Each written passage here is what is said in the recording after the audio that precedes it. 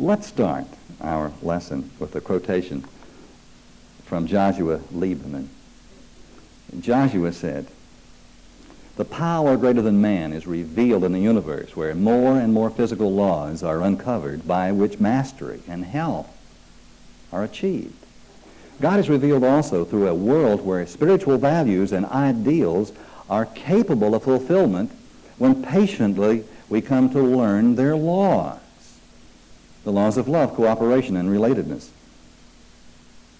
You can achieve anything if you understand the law of that thing. Health is available under the law. Prosperity is the result of the understanding of the law. Poverty is the result of not understanding the law of prosperity. Everything is under the law because we live in a lawful or spiritual universe, a universe of law. And in that understanding is our freedom. Now, in the literature that's available to us, we humanoids living here on the planet Earth, the literature that attempts to define to us our true nature. That literature, as expressed in the scriptures of our Judeo-Christian heritage, as well as all of the other known scriptures, invariably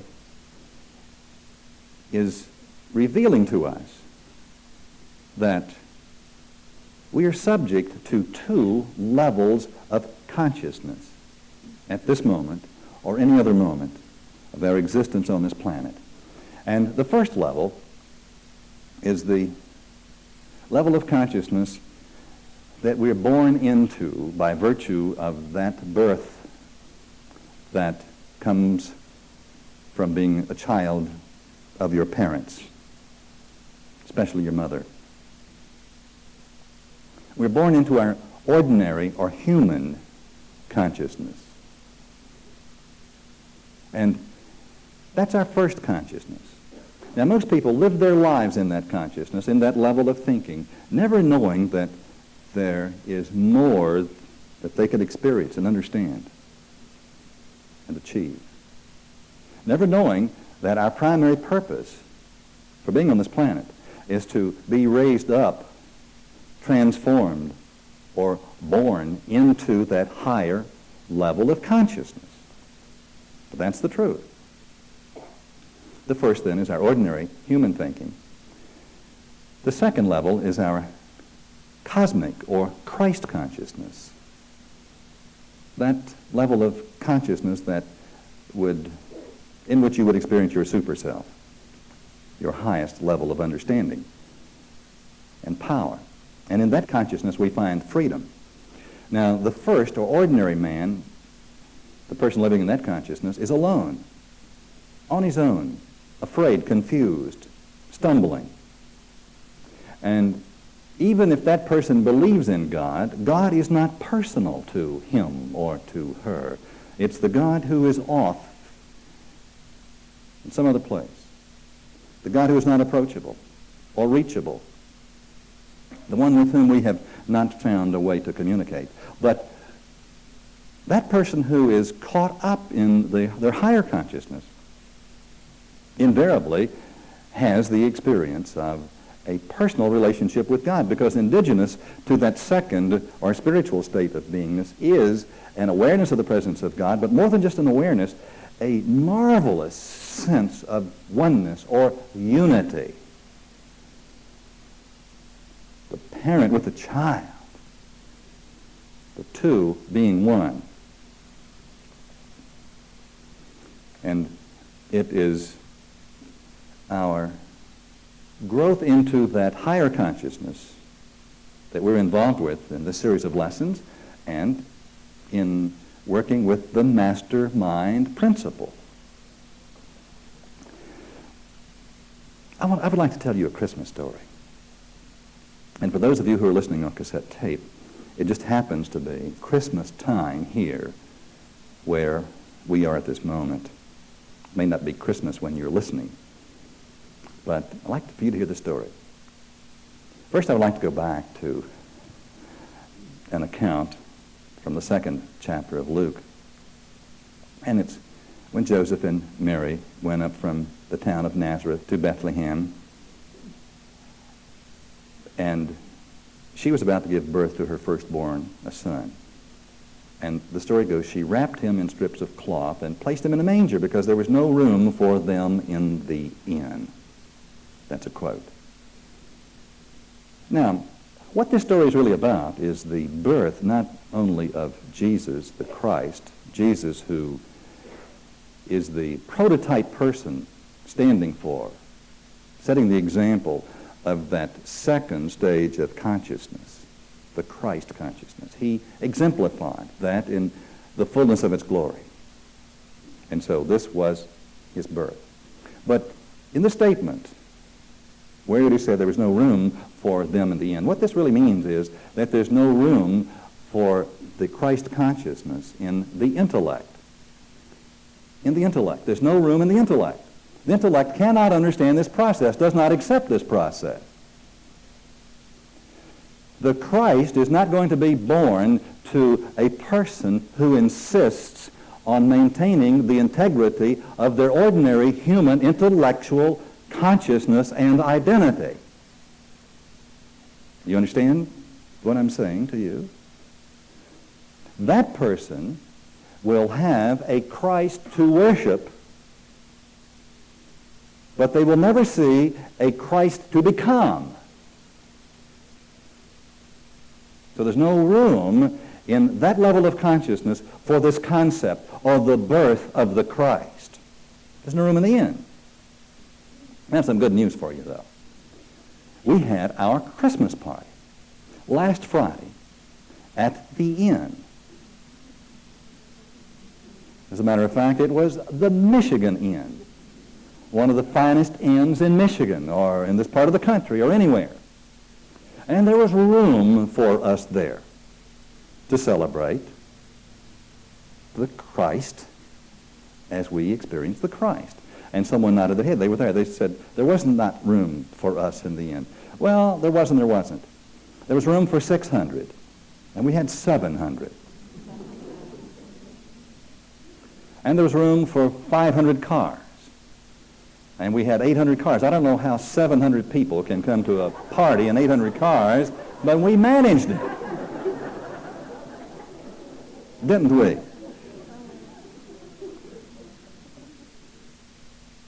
So there was room in the inn, barely. But that's the way it works. There's barely room for this higher awareness to enter into our experience. But we made it. And I want you to know that that was one of the greatest Christmas parties that anyone ever attended. Do you remember how the way that we loved the waiters and waitresses who served that delicious meal to us? When they'd finished their serving, that we had them brought back in the center of the ballroom, and standing there we gave them a standing ovation. You remember that? And I watched 2 or 3 of them stand there and cry. They had never been so acknowledged or touched. But this is what the Christ in us does, this higher self. It sees the good and rejoices in the good in other persons. We did that. The party was 2 or 3 hours old, and someone came to me and said that those of you who had not been able to park in the parking lot and had been told by someone at the hotel that it was all right to park in the drive, that the Southfield police were outside saying it was really not all right to park in the drive, and it was pouring down rain. And remember how you got up with a smile on your faces and went out to park your car without any concern or without being disturbed at all? Remember how you did that? And you waved merrily at the Southfield policemen who were there, and so nice to them. That's how the Christ works. I told you that we were going to have the world's funniest speaker we did, Dr. Charles Jarvis. We experienced joy and happiness and pleasure, and that's what always happens when we're in our right mind. Problems, when they arise, are nothing because the solution always unfolds, and we find joy in each other, in all persons, when we are right-minded, Christ or cosmic-minded. That was our experience. Now, what I did not tell you was this. After you had reparked your car, goodness knows where, someone came to me and said, I think it's your car that has been running for 2.5 hours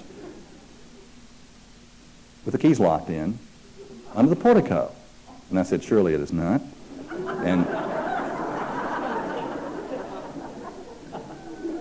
And as fate would have it, it was. When we arrived, Karen and I, we pulled up under the portico, and the valet person came out and gave me the ticket, and I got out of the car and went inside the hotel. And he got in the car and pulled it up about 10 feet and got out and slammed the door and locked it with the engine running. And then he could not find me. And 2.5 hours or more later, I went back outside, and he saw me coming, and he thought, golly.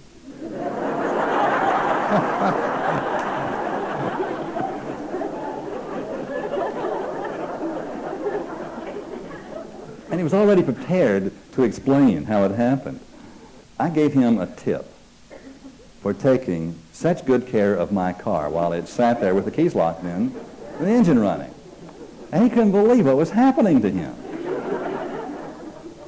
He said, well, how are we going to get it unlocked? And I said, it's simple. He said, well, I've tried. I've done everything. And I cannot get that car unlocked. And I said, it's easy if you know the secret.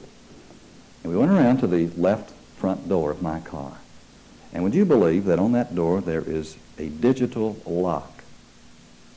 And all that you have to do is take the first step. Push a little button, and then if you know the next button to push, you push it, and so on. And suddenly the door unlocks just like that. Like that. No trouble. What's the moral of my story? If you want to unlock the door, you have to know the combination, right?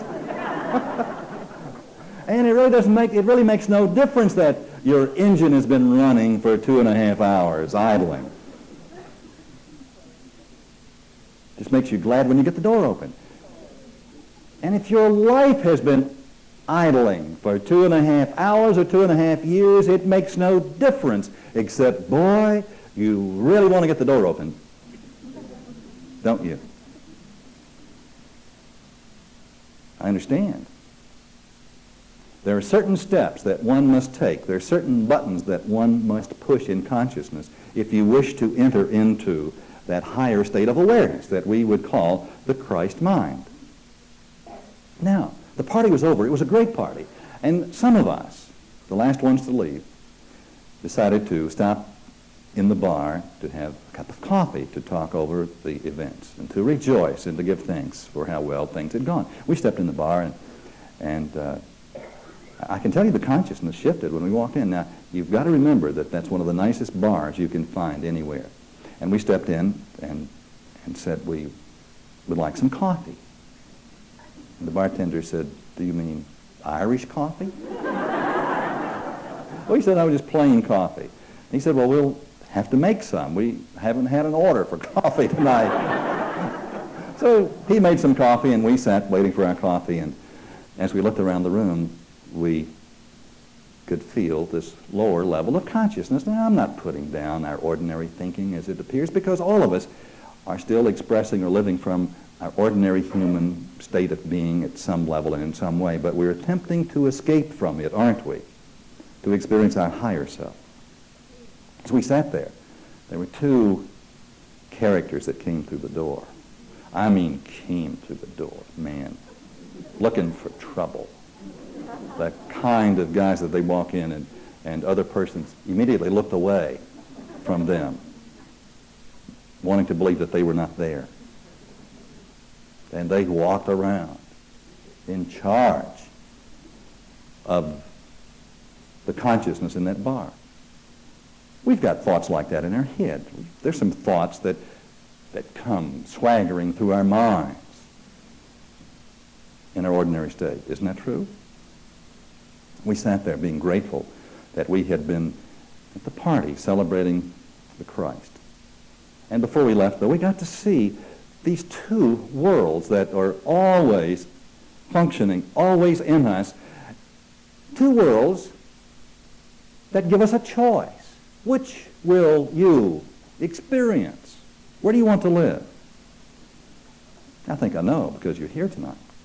But two levels of consciousness, that's what we're dealing with. That fourth dimensional state of being that is above our ordinary thinking, in which limitations do not exist, in which there's always the solution to the problem. As a matter of fact,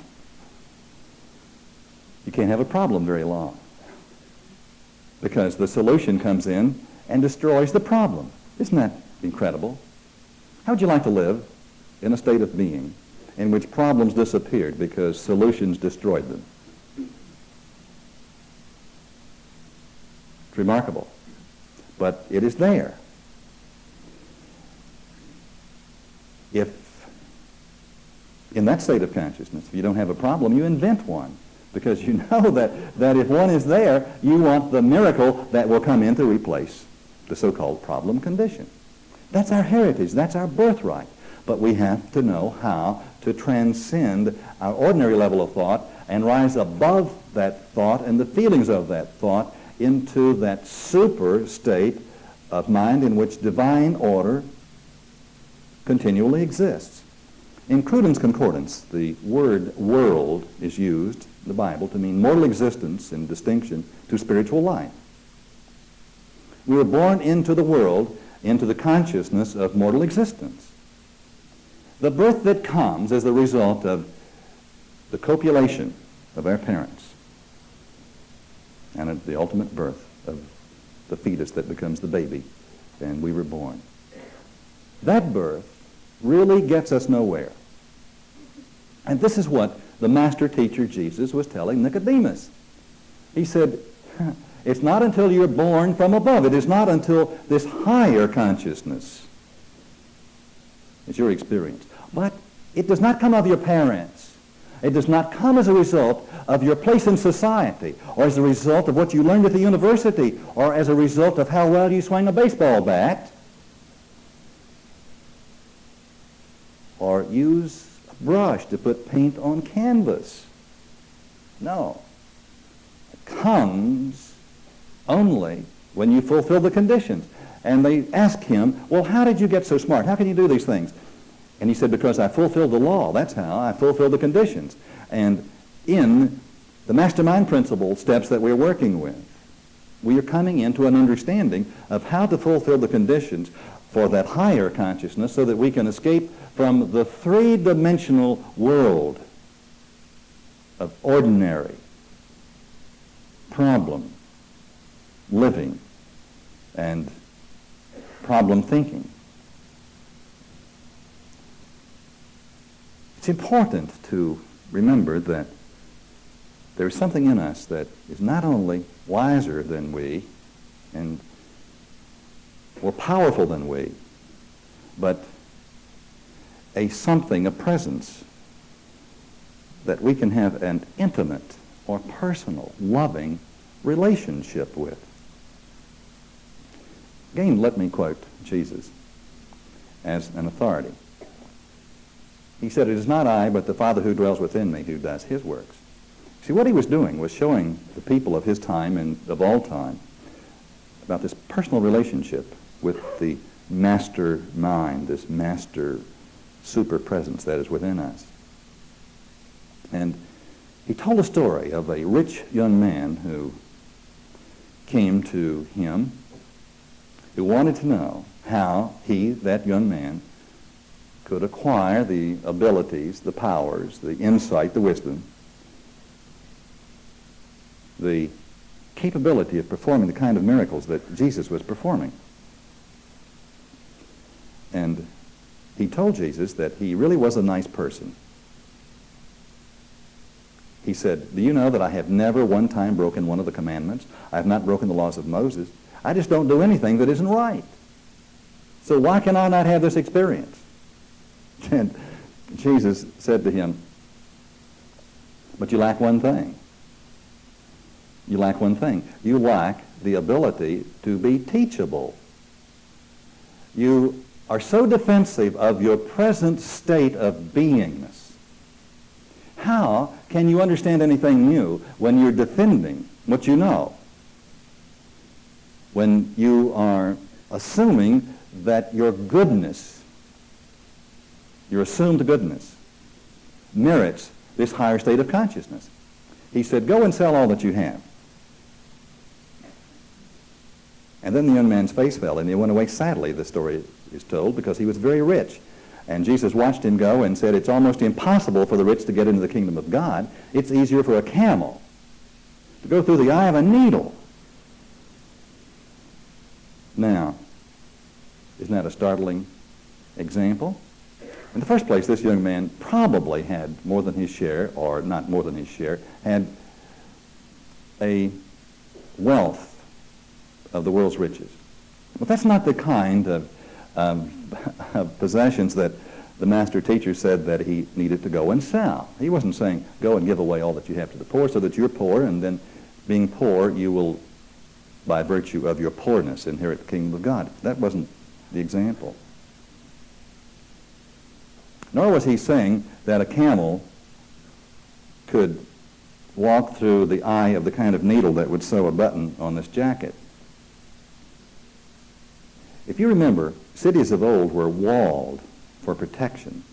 The enemy was always attacking, and so they built walls around the city, and they had one large gate, and they had a gate that was lowered or closed at sunset so that the enemy could not attack from the darkness.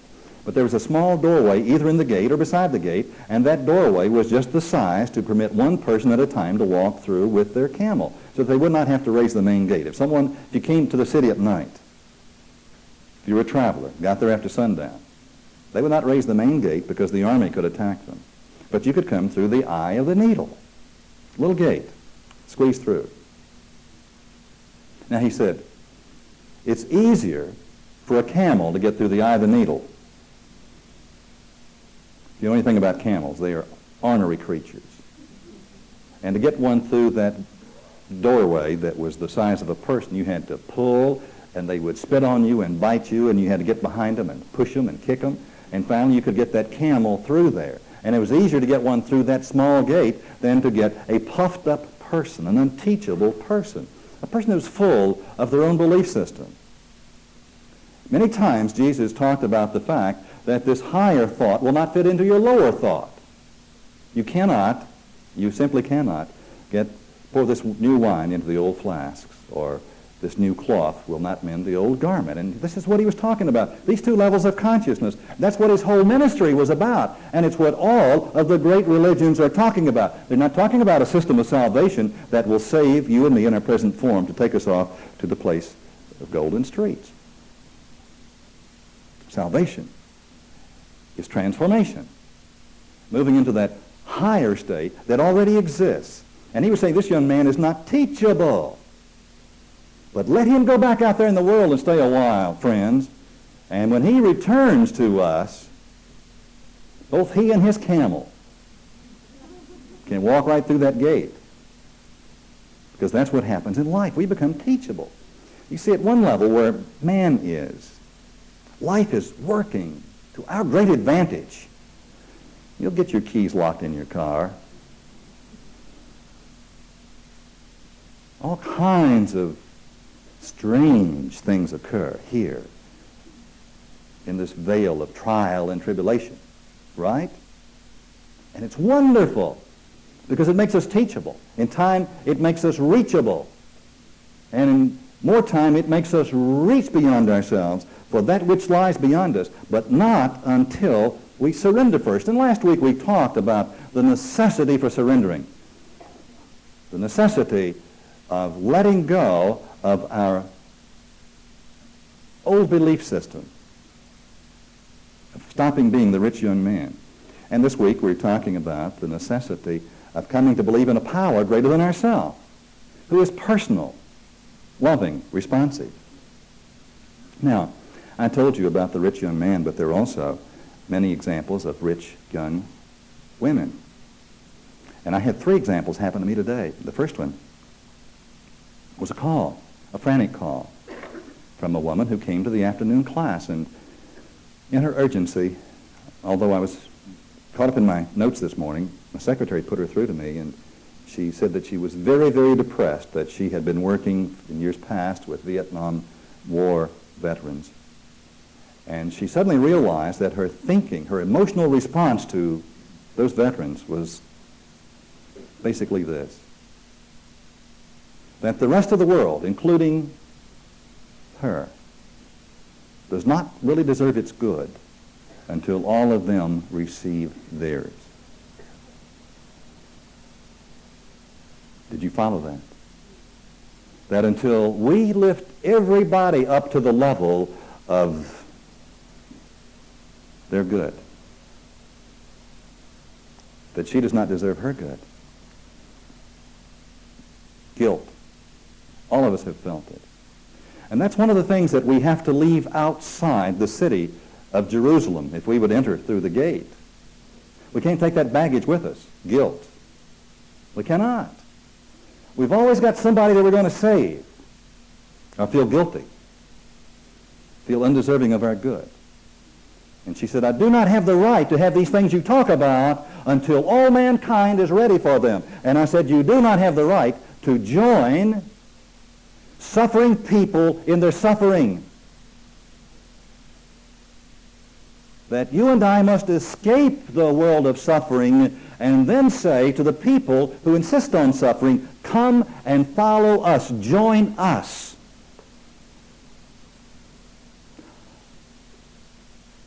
But that thought does not fit too well with our ordinary human thinking, does it? How do we have the right to be happy when other people are miserable? Suppose I had believed I did not have the right to be sober while other people were drunk. I'd still be in that bar. I would not have been in the Christmas party, I'll tell you that. And I would not have a car to have its keys locked up in. I prefer this way. Shortly after that call, a professional woman, and let me share with you the fact that she is an attorney. And I tell you this so that you will know that she has functioned and functions well in many or most of the areas of her life. I've known her for quite some time. Very capable person. This morning she called me, terribly depressed, distraught, falling apart, she said. And with good reason, she said. We always have good reason to fall apart. Have you noticed that? We never do it until we have good reason. We make sure we have good reason. Now, when I tell you what her good reason was, you will probably, for the first 30 seconds, agree with her good reason. You see, her daughter is going blind. Quickly, swiftly, blind. But more than that, her daughter is dying in a hospital at this very moment. And her mother is falling apart with good reason. Is that a good reason to fall apart? Some others are nodding their head, yes. No. That is a marvelous opportunity to demonstrate the glory of your higher consciousness. As a matter of fact, I told her that you do not have the right to fall apart. You have the joyous responsibility of demonstrating that higher self of you that loves. You do not love your daughter in your falling apartness. Is that an example of love? Strength? You can do all things through Christ who strengthens you. She came to the class this afternoon and sat right there. And I watched a transformation take place in her. I watched a magnificent person come alive. A mother, strength and power who left this building to go and spend some time with her daughter. Oh, what a terrible thing we do with the people that we love when we fall apart. With good reason. Remember, we'll always have good reason. Suppose you were dying. Would you not want to have the people closest to you in the highest part of themselves, loving and caring and blessing and smiling? Would you want your death to be the death of their consciousness? Would you want, with your last vision and breath, to see them in misery, suffering then and clinging to their suffering for months and years? Is that what we do to each other on this planet? Of course it is. It's time we stopped it, isn't it? It's time that we put on that higher mind. Tonight, just before coming into class, I received a call from Sacramento, California. And it was an emergency call. That's why I took it. And this very depressed voice came into my ear, and this lady told me how poorly things were going for her. And she had a list of things written out that were going poorly. And I asked her if she would like to know why they were going poorly. She said, well, yes, but how can you know? You haven't let me finish my list. And I said, I know why they're going poorly. And she had mentioned the fact that she's a member of a mastermind group. And I said, Elaine, you want to know something? If you were here and you were a member of my mastermind group, you'd have to get fixed in about the next 30 seconds or get out of it. And that shocked her. Then it may shock you when I say that. You see, she was caught up with a depression and self-pity, self-concern. And her voice, her whole mind, her whole consciousness was focused in this narrowness, this garbage baggage that we cannot carry through the eye of the needle. She was very rich with her misery and her suffering. And she wanted to explain very carefully why that she was not getting promoted on her job. As a matter of fact, they had moved her into another office, and I said, and by next week they're going to have you in the third office, and the week after that they're going to have you outside the door. Love does not join in the misery of other persons. Love loves, and perfect love casts out fear.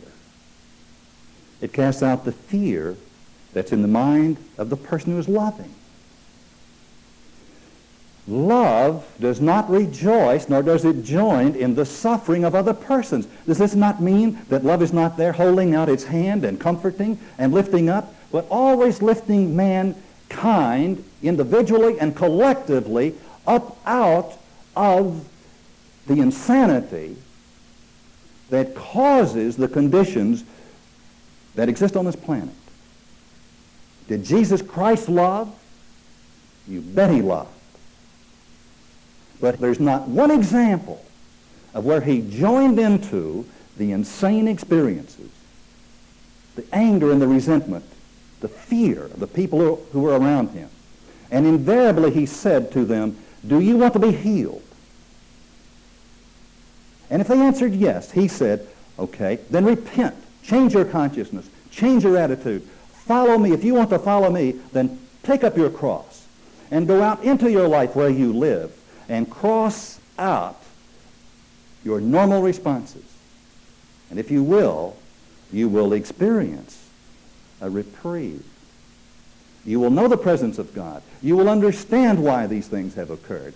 And you will be glad that they happened, but you will not impose them upon any other person, nor will you join those persons in their state of consciousness or of mind. That is love. It is the highest form of love. Tonight, a mother called me. Her son, in his early 20s, is entering into those experiences that so many of us have found. The unpleasantness that comes from being on this planet.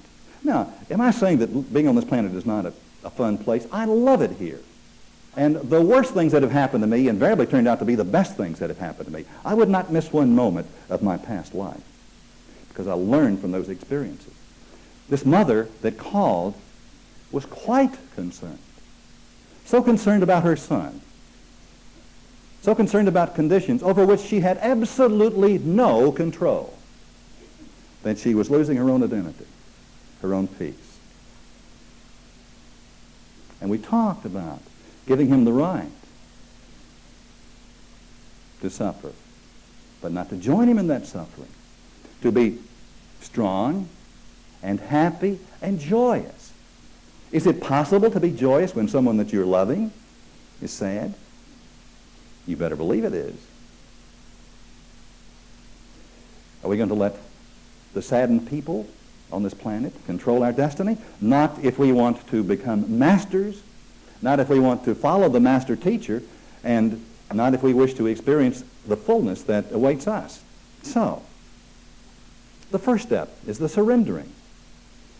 I admit that of myself I am powerless to solve my own problem, powerless to improve my life, and that I need help. This does not come to the people who are still rich with their suffering and who do not really wish to get well yet. See, there's an incorrect assumption that we sometimes make, and that is that everybody who's having problems, everyone who is dying wants to live. Everyone who is dying does not want to live. And I spent a great many years in my life, and I'm sure that many of you will understand this, not at all wanting to give up my problems. I wanted not to have to experience the consequences of them. I was enjoying them very much, thank you. Do not trouble me with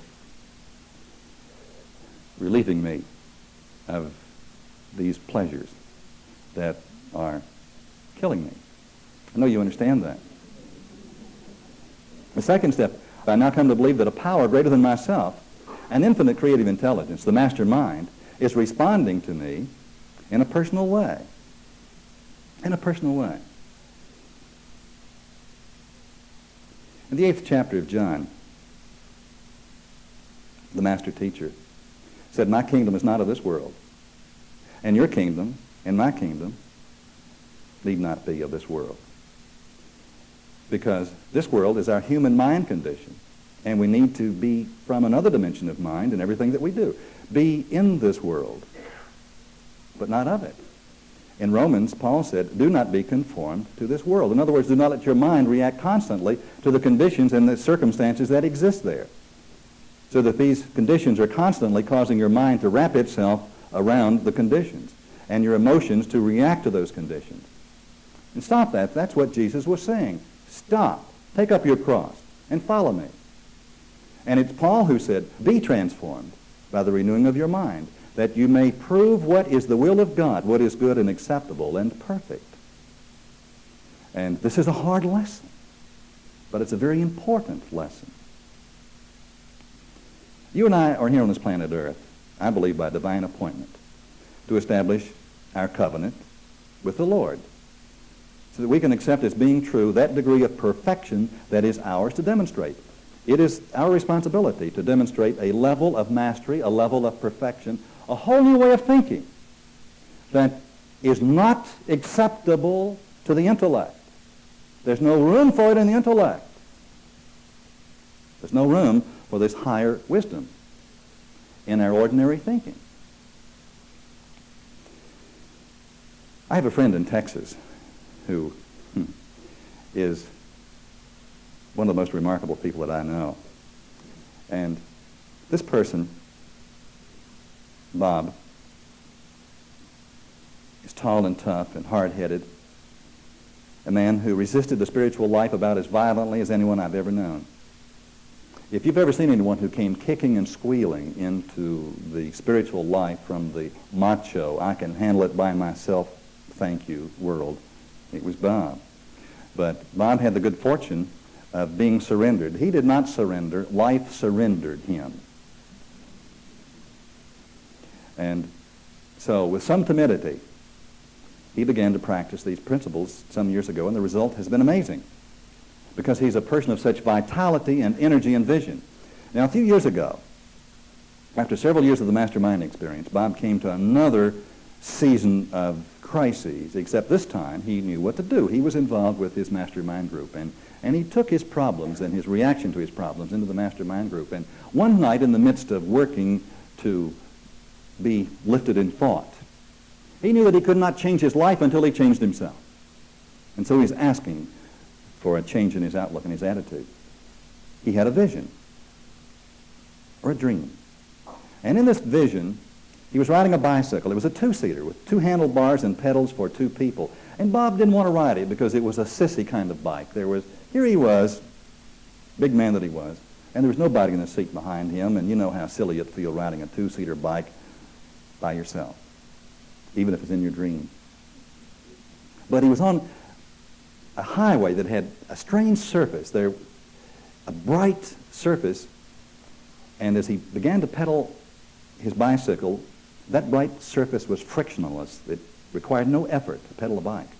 And then a gradual incline that became a hill requiring increasing effort. And finally the hill became steeper and steeper, and he had to stop because all of his energy and strength were gone. And just as he stopped and leaned over on the handlebars, there, to his right, was this incredible, unbelievable figure of a person. In all his life, he had never seen anyone like this beautiful person. Very, very imposing, calm and peaceful, a serene smile on his face. And it was a smile of expectancy, like he was standing in that one place waiting for Bob to just run out of breath. And Bob looked at him and said those words that came so hard. He said, "Please, help me." And that super person said with a smile, "I've been waiting for you to ask." And with an effortless, graceful movement and just one sweeping motion, he was on the back of that bicycle with Bob, and they moved away with an effortless grace up that hill that required no effort on Bob's part. And Bob said it was the darndest trip he ever took in his life. It was like the movies. It was like a roller coaster. It was like down they went and around curves and zipping and through the scenery and the countryside and the wind whistling by his cheeks. And there was such ecstasy and beauty and glory and joy, just pure joy. He said he found himself giggling like a little child, laughing, having fun. You see, the spiritual life is fun. Moving with God is fun. Fun, fun, fun, fun, joy, love, peace. A separation from the problem. And suddenly, Bob was having so much fun that he quit pedaling. And the moment he quit pedaling, the bicycle stopped. And this figure got off gracefully and said, "Okay, Bob, I'm not going to move another turn until you join me." And Bob said that he understood at last. He understood at last that there's a part that we must play. The admission of our personal powerlessness and coming to believe and to know that we cannot do what we need to do by ourselves alone, but that we must get on our bike and act as though we can pedal, even though we know we can't. And then the power is there to join us, to accelerate us, to move us forward with ecstasy and grace and majesty and magic. God will do for us what we cannot do for ourselves, but first we have to act and believe that we can. And that's the way it really is. God bless you.